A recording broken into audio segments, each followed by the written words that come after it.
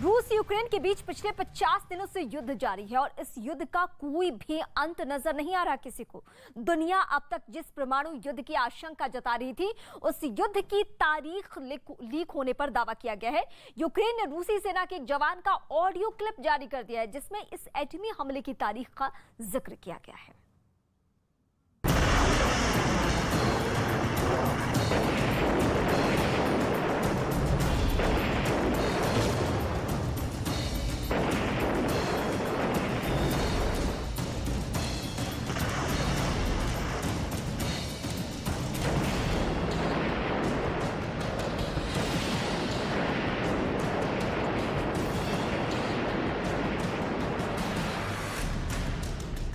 Ukraine फतह की final तारीख तय।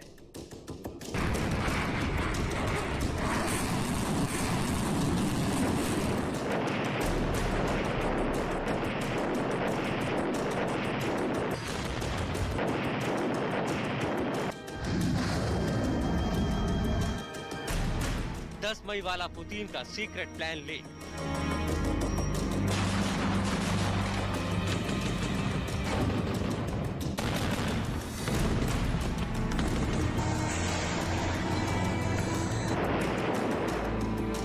यूक्रेन को जीतने के लिए पुतिन की सेना पिछले 50 दिनों से जंग लड़ रही है। इस महाजंग में रूस का शायद ही कोई ऐसा हथियार बचा हो जिसे पुतिन ने इस्तेमाल ना किया हो।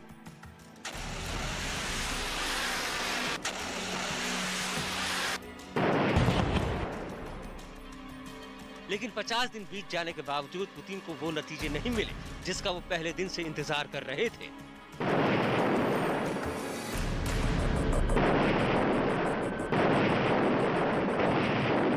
लिहाजा अब पुतिन के सब्र का बांध टूट चुका है और पुतिन ने इस महायुद्ध के नतीजे की फाइनल तारीख तय कर दी है, जिसका दावा यूक्रेन कर रहा है।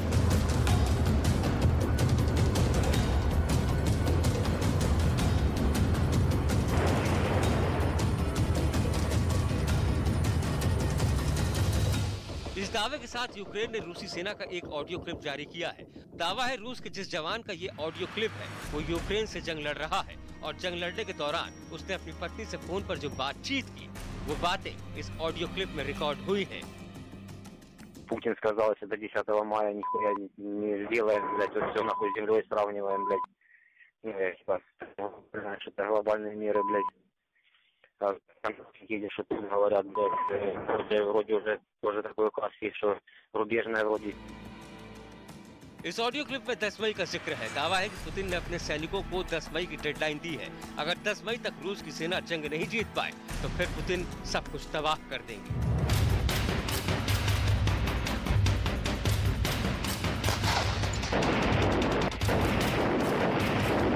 Путин сказал, если до 10 мая нихуя не сделаем, блядь, вот все нахуй с землей сравниваем, блядь.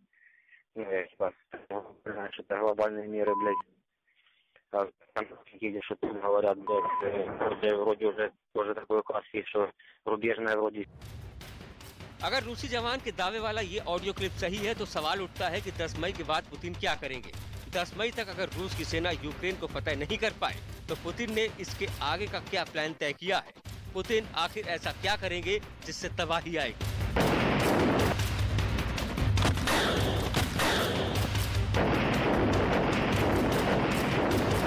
इसे लेकर 3 बड़ी आशंकाएं जताई जा रही हैं।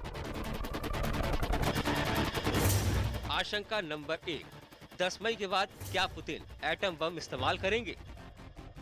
आशंका नंबर 2, 10 मई के बाद क्या पुतिन रासायनिक हथियार चलाएंगे। आशंका नंबर 3, क्या 10 मई के बाद पुतिन कुछ ऐसा करेंगे जिसकी कल्पना दुनिया ने नहीं की है। पूरी दुनिया जानती है कि पुतिन की शख्सियत हार मानने वालों में से नहीं है। यूक्रेन की जंग में पुतिन ही नहीं बल्कि रूस की साख भी दांव पर लगी है। जंग के चलते पुतिन पहले से ही आर्थिक प्रतिबंध झेल रहे हैं और अब अगर ऐसे में पुतिन ने यूक्रेन के खिलाफ जंग नहीं जीती तो खुद सुपर पावर रूस की ताकत पर सवालिया निशान लग जाएगा और ऐसा पुतिन कभी नहीं चाहेंगे। लिहाजा सबसे बड़ी आशंका परमाणु हमले की जताई जा रही है।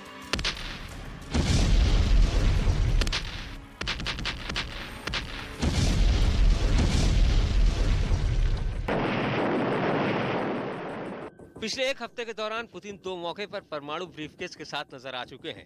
8 अप्रैल को जब वो एक फ्यूनरल कार्यक्रम में गए तब, और 12 अप्रैल को जब उन्होंने बेलारूस के राष्ट्रपति से मुलाकात की तब। दोनों ही जगहों पर पुतिन अपने न्यूक्लियर ब्रीफकेस जैकेट के साथ नजर आए थे। यूक्रेन के खिलाफ परमाणु हमले की आशंका इसलिए भी जताई जा रही है क्योंकि इसकी तैयारी रूस ने काफी पहले से ही कर ली थी। यूक्रेन के खिलाफ युद्ध शुरू करने के महज एक हफ्ते के भीतर ही पुतिन ने रूस के परमाणु हथियार कमांड को एक्टिव कर दिया था।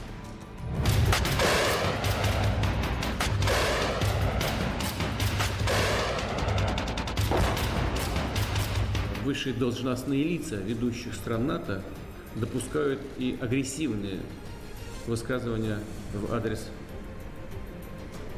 нашей страны. Поэтому приказываю министру обороны и начальнику генерального штаба перевести силы сдерживания российской армии. 10 मई की तारीख अभी दूर है, लेकिन 10 मई के बाद की आशंकाओं को लेकर हलचल अमेरिका तक में हो रही है। और इन सब के बीच अब रूस ने यूक्रेन के खिलाफ नई चेतावनी जारी की है। रूस ने कहा है कि अगर यूक्रेन ने रूसी सीमा के भीतर जवाबी हमले किए तो इसका खामियाजा राजधानी कीव झेलने को तैयार है।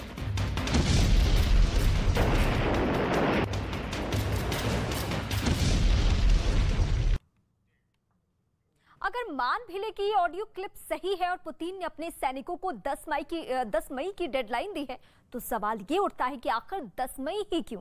ये हम आपको विस्तार से समझाते हैं। दरअसल रूस हर साल 9 मई को विक्ट्री डे मनाता है क्योंकि द्वितीय विश्व युद्ध में इसी दिन सोवियत संघ ने जर्मनी के ऊपर जीत हासिल की थी। इसी रूस विक्ट्री डे के तौर पर मनाता है और इसे रोज हर साल मॉस्को में विक्ट्री परेड निकलती है।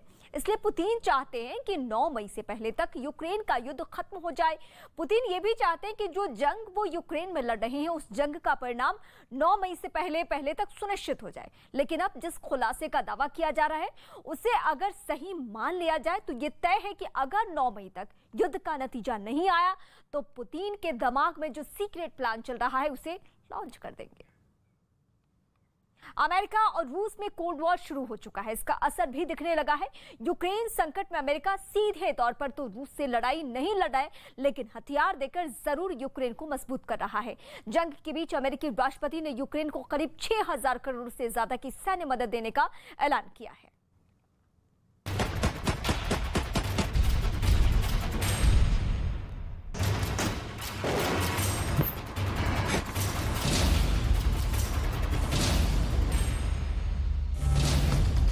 यूक्रेन की सेना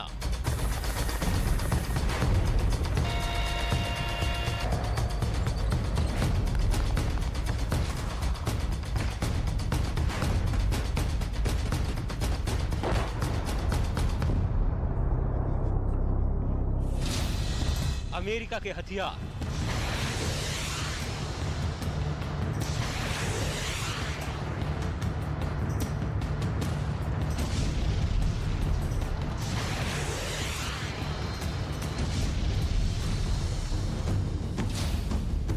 अब होगा रूस पर प्रहार।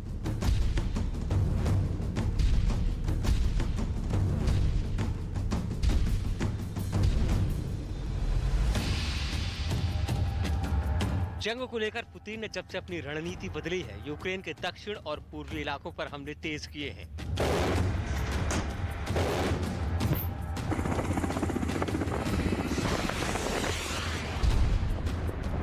अमेरिका अब खुलकर यूक्रेन के साथ आ गया है।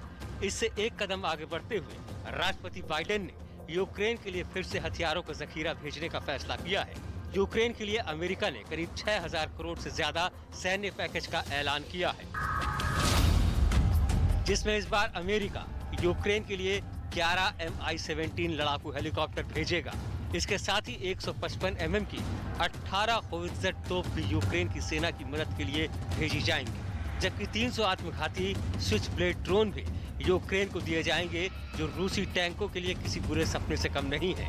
यही नहीं, बेहद हल्की और मारक 500 जैवलिन मिसाइल भी रूस के खिलाफ जंग में अमेरिका यूक्रेन को भेज रहा है। यूक्रेन के लिए हथियारों की मदद करने के ऐलान से पहले राष्ट्रपति बाइडेन ने खुद जेलेंस्की से फोन पर बात की। बाइडेन ने दावा किया, पुतिन की सेना जंग के 50 दिन बीत जाने के बाद अब यूक्रेन के पूर्व में डोनबास प्रांत में और भी भीषण हमला करने जा रही है। यही वजह है कि अमेरिका ने यूक्रेन को और भी आधुनिक और ज्यादा मारक हथियारों की मदद देने का फैसला किया है ताकि वो अपनी रक्षा कर सके, जिनकी मदद से यूक्रेन के सैनिक रूसी सेना, चेचन लड़ाकों और यूक्रेन के विद्रोहियों की तिकड़ी का मुकाबला कर पाएंगे। यूक्रेन को हथियारों की बड़ी मदद देने के ऐलान के साथ ही अमेरिकी राष्ट्रपति बाइडेन ने ये दावा भी किया है कि रूस के खिलाफ इस जंग में वो आगे भी जेलेंस्की की हर तरह की मदद करते रहेंगे। जिसके बाद जेलेंस्की ने भी उनका आभार जताया। Гарячкова активність окупантів свідчить передусім про їхню невпевненість. Про те, що навіть маючи значні запаси ще радянської військової техніки і значну кількість солдатів, яких командування не жаліє, від слова взагалі, російські військові сумніваються у своїй.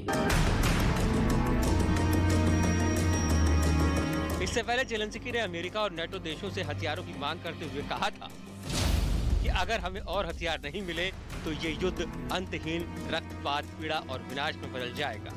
सूत्रों के मुताबिक इस बार यूक्रेन को दिए जा रहे हथियारों में कुछ ऐसे हथियार भी शामिल हैं जिसे देने से अमेरिका ने पहले इनकार कर दिया था और ये डर जताया था कि ऐसा करने से रूस के साथ उसका टकराव और बढ़ जाएगा।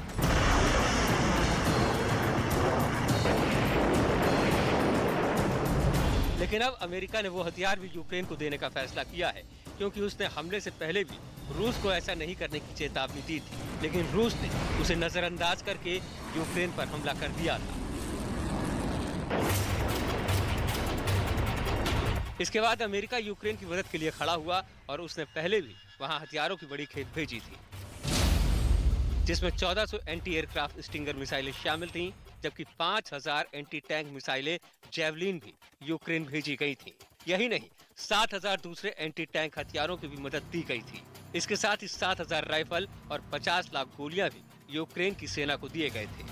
उधर अमेरिका समेत दुनिया के तमाम देशों ने रूस पर प्रतिबंध लगाए हैं। इस बीच खबर है कि रूस ने भी अमेरिकी संसद के 398 सांसदों की यात्राओं पर प्रतिबंध लगा दिया है। यानी यूक्रेन संकट के बीच एक बार फिर अमेरिका और रूस में कोल्ड वार शुरू हो गई है, जो तीसरे विश्व युद्ध के खतरे से कम नहीं है।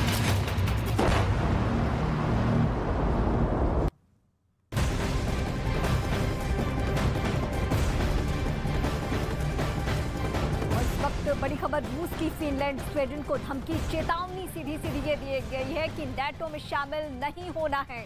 जिस तरीके से यूक्रेन को धमकी थी उसी तरीके से स्वीडन को और फिनलैंड को भी धमकी दी गई है और यही शर्त थी यूक्रेन के सामने भी कि अगर आप नेटो में शामिल नहीं होते हैं युद्ध रुक जाएगा। लेकिन जेलेंस्की ने, यूक्रेन ने ये नहीं माना और जो अभी सूरत आप देख रहे हैं यूक्रेन की, वो इसी शर्त को नहीं मानने की वजह से हुई है। और खबर तो अब इस हद तक भी मिल रही है कि फिनलैंड में रूस ने अपनी सेना भेजनी शुरू भी कर दी है।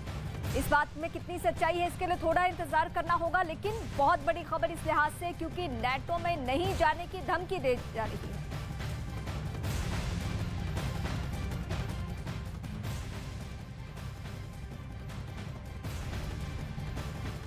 यूक्रेन की सेना, अमेरिका के हथियार, अब होगा रूस पर प्रहार। जंग को लेकर पुतिन ने जब से अपनी स्ट्रैटेजी बदली है, यूक्रेन के दक्षिण और पूर्वी इलाकों में हमले तेज किए गए हैं।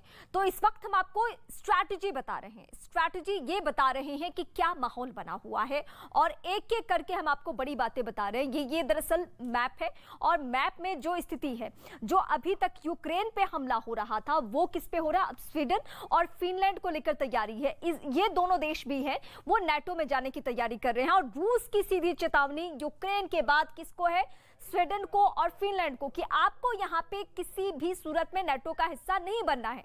और अब इससे भी एक कदम खबर आगे बढ़कर आ रही है कि ये फिनलैंड में रूस की जो सेना है उसकी मौजूदगी धीरे धीरे हो रही है। यानी यूक्रेन की सूरत देखने के बाद अब ये सबक लेना होगा इन देशों को कि क्या शर्तें पुतिन की पहले ही मान लेनी है या तबाही का ये खौफनाक मंजर देखना है।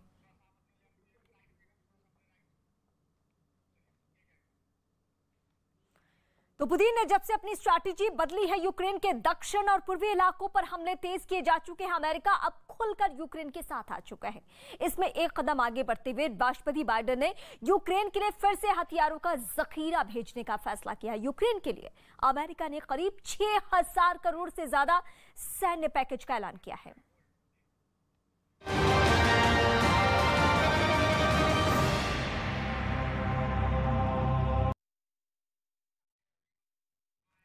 तो मैंने